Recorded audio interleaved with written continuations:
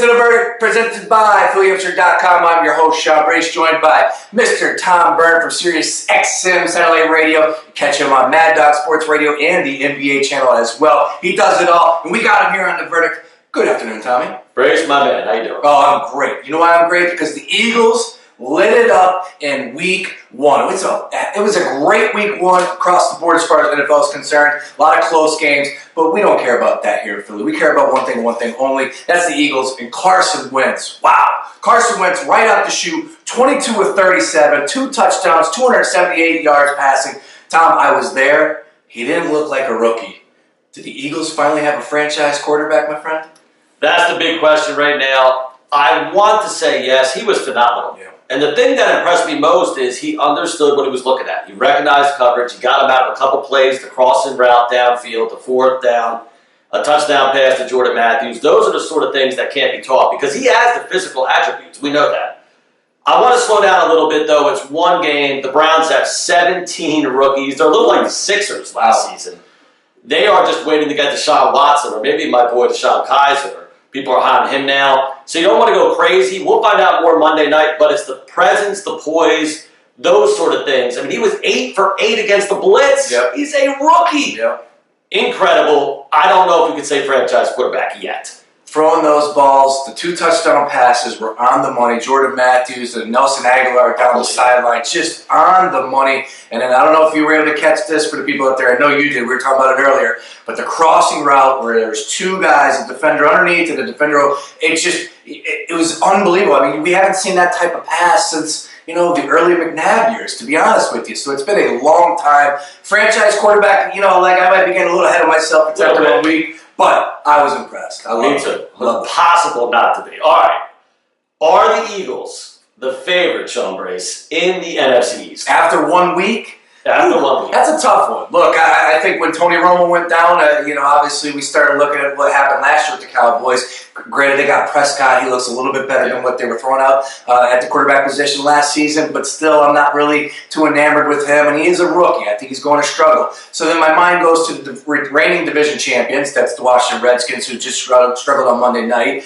I'm not really Kirk Cousins. I'm not buying that stock. So I'm just crossing out the teams, and I get to the Giants. Giants had an impressive victory headed down to Dallas. Eli Manning looked good last year. He had 30 touchdowns, I think 14, 15 interceptions. He didn't have Victor Cruz last year. Yeah. So if you were to say, hey, Sean, I need to know right now who's winning the division, I would be hard-pressed to say the Eagles over the Giants, but boy, it's up for grabs, Tom. It is. It's incredible. What was your favorite line at the station? Pump the brakes? Pump the brakes. Yes, that's what it was. That's what I think we need to do right now. Look, it's one game. I don't know who's going to win it either, though. The Skins, Cousins, that's a problem. The Giants, I think they're 8-8. I don't know if the pass rush is good enough yet. They spent a ton of money in free agency. We shall see. Believe it or not, I hate to say this, I think it could be the Cowboys. Prescott's not bad for a rookie. He'll keep their head above water. Romo returned 7th week. We're not big Romo fans, obviously. It's true. He's got the 3rd best passer rating in the history of the NFL. There was 2 and 4 in the playoffs, and he had a couple bad Week 17s. But he wins regular season games. I can see them getting the 9. I still don't see the Eagles getting the 9 wins, and that's okay. Yeah. It's not about the wins and losses this year. It's about the progression of Carson Wentz. Yeah, I agree with that. And I did forget about Tony Romo returning. That'll be a huge difference. So, it's too early for me to sit here and say that the Eagles are the favorite in the division because look at the injury factor. Ertz, we don't know how long he's going to be out for. And Lane Johnson, is he going to get suspended for 10 games? We're still waiting on that. So there's a lot to be determined right now, as we said. All right. Obviously, going off of that, it was a great week one. A ton of really good games. I think there was 5 games decided by 1 point. A bunch of road dogs, not only won or covered on the road, but actually won outright. It's great to have the NFL back, all right? We kick things off on Thursday. But I need to know from you, Tom Byrne, one takeaway from NFL week one. What you got? One would be the New England Patriots. The more things change, the more they stay the same. It's unbelievable. No Gronk, more importantly, no Tom Brady. Yeah. Maybe the greatest signal caller in the history of the sport outside of Montana, in my opinion.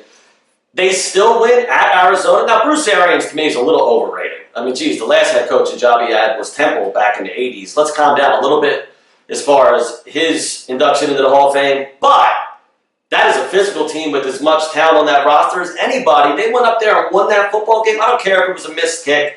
That is incredible. It's also extremely annoying. I'm sick of Boston. They're entitled fans, great fans, but entitled. They annoy me. But Belichick, I know he didn't always win in Cleveland, but there's no doubt he is the best professional coach in sports. Easily. Yeah, there's no arguing that anymore. What was it, 9-point spread? Was it a 9-point spread and they went down there and won that? I should get back into gambling because how do you give Belichick 9.5 points? Incredible. Absolutely incredible. Garoppolo looked good, but it's all about Belichick. For me, Tom, the one takeaway that I'm gonna go ahead and put out there for the people, and I love it because I'm a fan of this guy. I love me some Jameis. Jameis Winston going on the road in that division opponent, tough for him to go into Atlanta in that loud dome. Granted, it's not week 7, week 8 where there's nobody in the building. It was week 1. A lot of Atlanta fans were there, and Jameis threw what he got He had 4 touchdowns, threw for over 280 yards. He was incredible. And you know what? This is off of a 6-10 last year they finished, and they struggled all last season. Now they start off 1-0. I expect Tampa. I said this earlier. I know people want to come at me a little bit, but I expect them to win the division. I do. And I think it's all because of Jameis Winston. Put it on his back. There's no task too big for him. National champion, Elite 11. We've been hearing about Jameis Winston since he was about 13 years old, and he's delivering right now. Incredible week 1 performance all across the board. Yeah, I love that take. I think he and Mariota are going to be studs. Still Cam's division for now, though. Whoo, yeah. I mean, look, Cam is maybe in a year or two, you know. But Tampa, right there on the heels. Right there on the heels. It's only week 1, and we're just getting started. Eagles and Bears coming up right here. No doubt about it. My man Brace headed to Vegas, so no show Friday. What are you most looking forward to from the Birds in Chicago on Monday Night Football? Well, besides the easy one, Carson Wentz, you know what really impressed me was Doug Peterson. Doug Peterson really impressed me. Look, we talk about the rookie in Carson Wentz, but let's not forget about Doug Peterson. He's a rookie as well. And his game plan was perfect. Just underneath stuff, short drop back passes for Carson Wentz, roll him out of the pocket at times. I loved everything that Doug Peterson did on offense. I mean, even going for it on 4th down, I thought was a great call. So I want to see what Doug Peterson has to deliver on the road in Chicago. And after, you know what, the Chicago Bears get that game tape, it's going to be a little bit more difficult for Carson Wentz and that offense to get it going. Excellent point. The layup is Carson Wentz. I'll take the defense and the pass rush. In this league where you can't hit high, you can't hit low, you can't breathe on a receiver 5+ yards downfield, you must be able to get a pass rush. Fletcher Cox got a lot of money, got quarterback money. Let me see him blow up the pocket a few times. I like their linebackers. The secondary will be okay. That Jenkins penalty was iffy. Let me see them get pressure on Jay Cutler. You know one thing, if you pressure Cutler, he will turn the football over. Let's see Jim Schwartz and this new sort of wide 9 type scheme he has. Not the one we were used to with Washburn, thank God. Let's see it get after Jay Cutler, turn him over, and who knows, maybe Philadelphia gets out of there 2-0. Then we can start talking about division, but not until then. And then the Steelers come to town. Yeah. that offense is incredible. Ben Roethlisberger, that offense, they just don't stop, but we're getting ahead of ourselves. It's fun right now. That's all I know. Eagles fans were excited leaving Lincoln Financial Field on Sunday, all because of Mr. Carson Can't Miss Wentz. Great time to be an Eagles fan, great time to be an NFL fan, and great time for you to be joining us here on The Verdict.